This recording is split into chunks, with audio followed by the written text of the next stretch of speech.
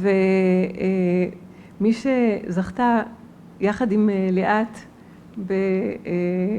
במלגה הגבוהה, בפרס שלנו, היא המועמדת לדוקטורט אביגיל ליטוויק אלגון, והיא עכשיו תציג לנו את העבודה שלה על Advancing Home-Based Motor and Cognitive Assessments in Neurodegenerative Diseases, Integrating Online Administration, Large-Scale Databases and Machine Learning.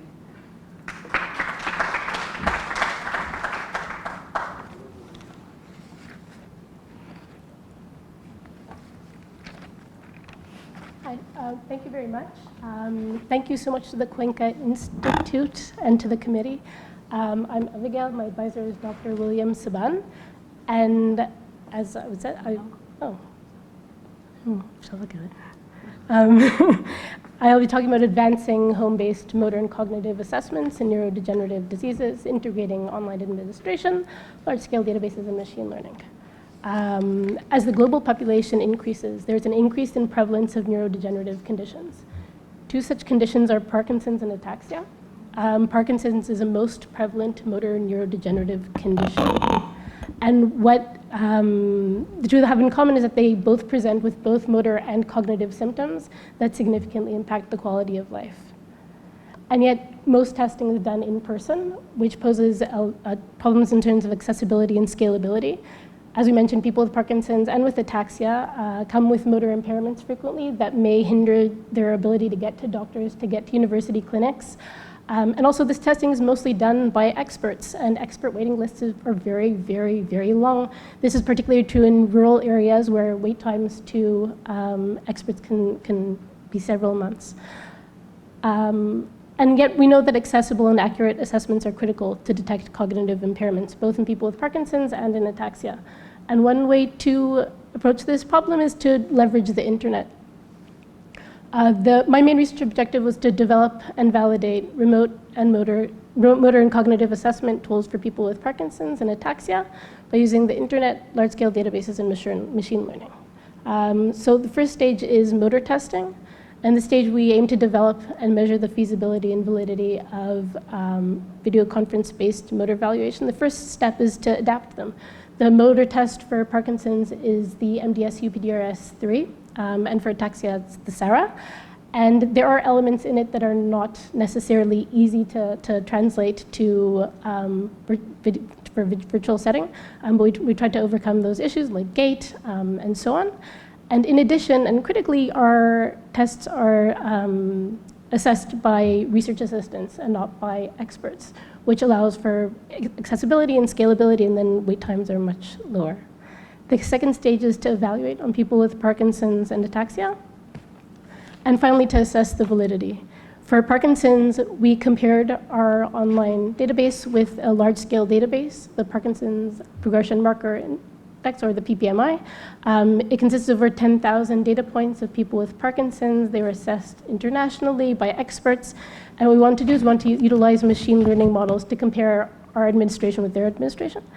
And with ataxia, it was double-pronged. So on the one hand, we compared the online with a neurologist assessment in Suraski, and we also compared with a large-scale database called the Eroska database.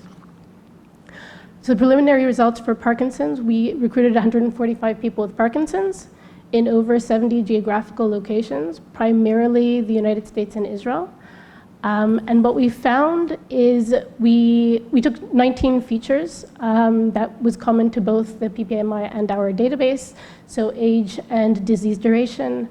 We took the results of a cognitive test of MoCA and the 19 items from the MDS-UPDRS-3. And we ran 3 machine learning modules to see how well we could classify early versus advanced stage Parkinson's. So we ran one on the in-person testing, one on the online testing, and in both cases we got a very high area under the curve, which was great, but then we wanted to say, okay, how well can we generalize? So let's say we take the model that we did in online, how well does it generalize to in-person, and how well does the in-person model generalize to online? And we found here as well very high area under the curve of over 0.9. The next stage which was actually done before that stage, was the motor testing for ataxia. In this case, we compared the results of 23 participants who were done both via remote and in person by a neurologist in Suraski, and we found very strong correlation. So the next phase of the study, we examined the feasibility and validity of cognitive testing. For cognitive testing, we utilized the Montreal Cognitive Assessment, or MoCA, which was discussed today. And the first stage was to administer in person to Parkinson's, ataxia, and control. And the second stage was to administer via video conference. This too was done by research assistants. For Parkinson's, in a recently published paper, we managed to recruit 250 participants in 126 regions, again, primarily Israel and the United States, and across 3 languages, English, Hebrew, and Arabic. And 3 groups, young adults, old adults, and people with Parkinson's disease. And what we thought, we first wanted to make sure, okay, do we get similar results in person and online? And we did get some, the scores were not significantly different, whether it was in person or online. And second, one, to make sure that it has discriminative abilities. That is, one, to make sure that younger adults did in fact score. And so we found the younger adults scored significantly higher from older adults, who in turn scored significantly higher from people with Parkinson's disease. Regarding ataxia, we similarly wanted to compare healthy and people with ataxia. So the first stage was, again, to make sure that in person and online were giving us similar results, which we didn't find a significant difference. It didn't depend on administration method. And finally, one, to ensure that healthy controls were scoring higher than people in ataxia, and we managed to show that they performed significantly higher in each method.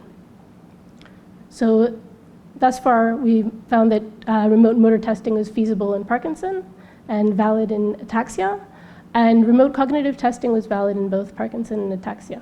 As for the next steps, first we want to increase sample sizes, particularly with Parkinson's, to be able to compare the motor in person and online to make sure that it's similar, and longitudinal validation, so to do an annual testing once a year to track these participants. And again, I'd like to thank my advisor and the Cuenca Institute for having me today. Thank you.